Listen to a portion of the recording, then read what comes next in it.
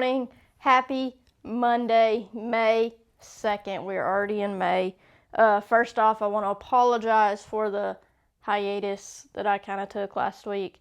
After losing Deacon, and it just been a very exhausting, honestly, month, because he went to the doctor went to the vet at the beginning of April, for something not totally unrelated, but he was lethargic at that point too.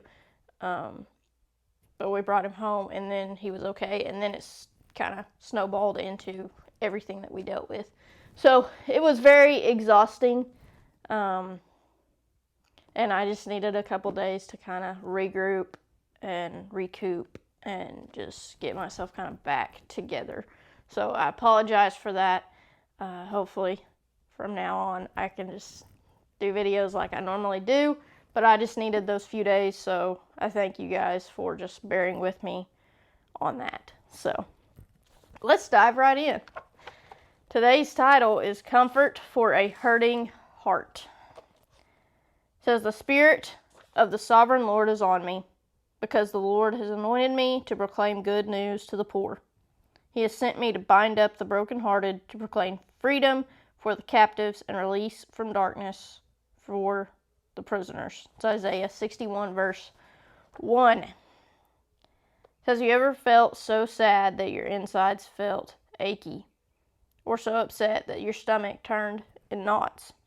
Your body shows the effects of what you are feeling, even when you're not physically sick."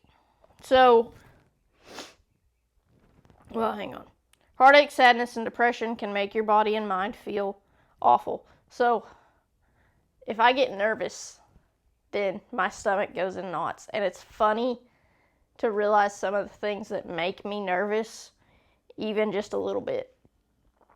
So if it's meeting up with somebody that I haven't seen in a long time, sometimes that'll make me nervous and my stomach will kind of get in knots. But it's not so severe as other stuff. So it's weird. But I think the older we get, the more we tend to realize those triggers or those feelings. As a little kid, we don't realize that. We're just like, we don't feel good. We can't really put a name or put a description on how we feel. We just know we don't feel good. But as we get older, we get the ability, I think, to realize, this is nerves, or this is anger, or this is sadness, whatever it may be. And I think that's just cool how God kind of allows us to grow up in that way and to realize what we're feeling.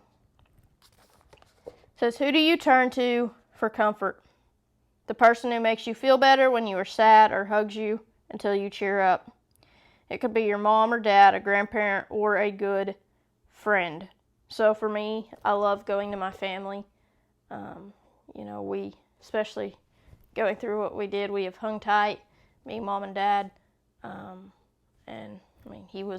Deacon was my dog, but he was our dog. And so we have hung tight, and, I spent a lot of time at my parents' house while he was home, because if something happened, I wanted to be right there.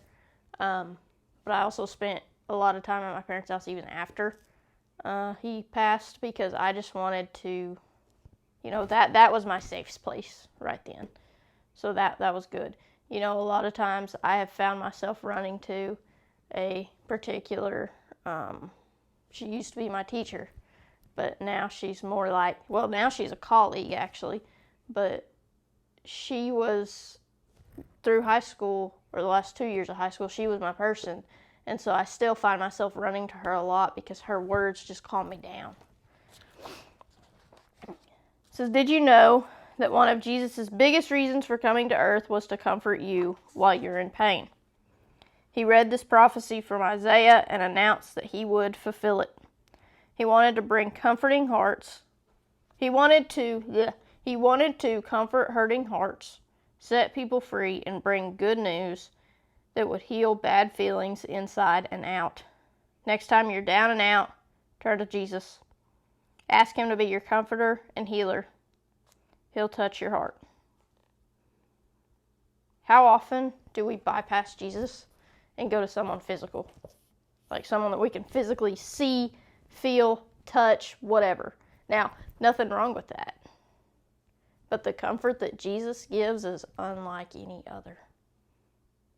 So sometimes, slow down and say, all right, I have this person that I could run to, but why don't I try running to Jesus first and see what that gets me? Prayer says, Jesus, when I feel sad or upset, I don't always think to turn to you. You can do more for me than anyone on earth. Please touch my heart when I need it most. Let Jesus touch your heart and be the comfort and peace and healing presence that you need. Everyone have a great Monday, a great start to your May 2nd. Maybe May 1st didn't go how you wanted it to. Well, guess what? We're at the beginning of May, so you can still turn it around. Everyone, have a great day, and of course, go be the example.